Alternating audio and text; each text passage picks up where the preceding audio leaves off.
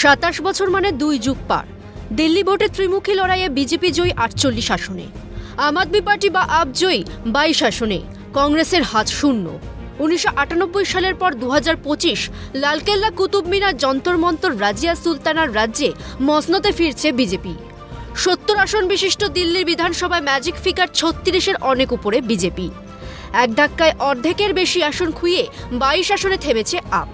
2020 তুল্যমূল্য বিচারে 2025-এর ভোটে পদ্ম শিবিরের ঝুলিতে 5 গুণের বেশি আসন আর ভোট প্রাপ্তির শতাংশের হার প্রায় 46%। পাল্টা সারে 43% ভোট আপের ঝুলিতে।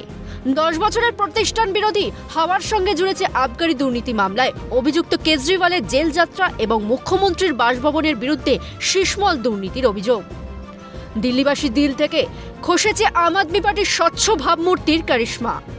সামগ্রিক ভোট প্রচারে বিজেপি প্রতিষ্ঠিত করেছে আপ অসহ্য, দুর্নীতিতে ডুবে থাকা একটি দল। অরবিন্দ কেজরিওয়াল দুর্নীতির দায়ে জামিনে মুক্ত মুখ্যমন্ত্রীর পদপ্রার্থী। এই অভিযোগ তুলে প্রচারে ঝড় তুলেছিল বিজেপি।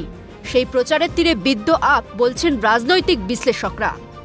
দুর্নীতির বিরুদ্ধে জেহাদ ঘোষণা করে যে দলের রাজনৈতিক জন্ম, সেই দলের শীর্ষ নেতৃত্ব কিনা জেল খেটেছেন দুর্নীতির দায়ে। সুকৌশলে এই বার্তা ভোটারদের মনে গেঁথে দিতে পেরেছে বিজেপি। তাই তো দিল্লিতে জয় নিশ্চিত হতেই আপকে উদ্দেশ্য করে বড়সড় এক্সপোস্ট স্বরাষ্ট্রমন্ত্রী অমিত শাহের, যে পোস্টে আবগারি দুর্নীতি, অনুন্নয়নের খতিয়ান, মিথ্যা প্রতিশ্রুতির প্রসঙ্গ তুলেছেন দেশের স্বরাষ্ট্রমন্ত্রী।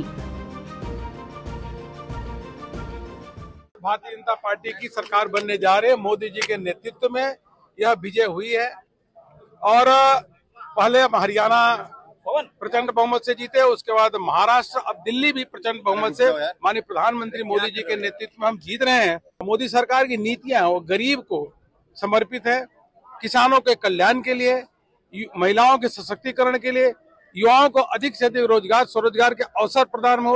यह सारे के सारे जो काम हो रहे हैं उसके कारण पूरे देश भर में भारतीय जनता पार्टी की विजय हो रही है।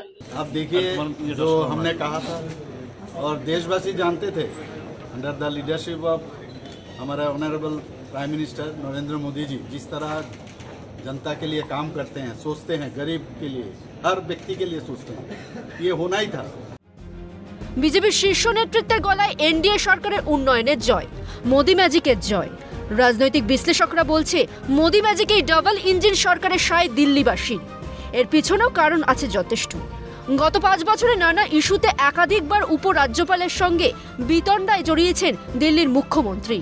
থমকেছে উন্নয়ন, দূষিত হয়েছে যমুনা। তাই সার্বিক উন্নয়নের স্বাদ পেতে কেন্দ্র রাজ্য সংঘাতের ঊর্ধ্বে উঠে দিল্লিতেও বিজেপিতে আস্থা ভোটারদের। রাজনৈতিক বিশ্লেষকরা বলছেন, 24-এর সাধারণ ভোটের পর দিল্লি জয় অবশ্যম্ভাবী হয়ে পড়েছিল বিজেপির কাছে। কারণ দিল্লি ঘেঁষা হরিয়ানা, উত্তরপ্রদেশ, রাজস্থানের ডাবল ইঞ্জিন সরকার।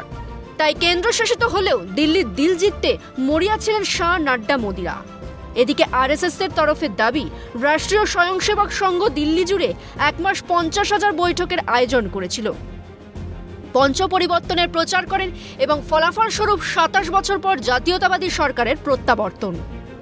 আপসহ কেজরিওয়ালের বিরুদ্ধে দুর্নীতি অস্ত্রের শান দিয়ে ডাবল ইঞ্জিন সরকারের সুফল ঘরে ঘরে পৌঁছে দেওয়ার বার্তাই দিল্লিবাসীর দিলে পদ্মছাপ, বলছেন রাজনৈতিক বিশ্লেষকরা।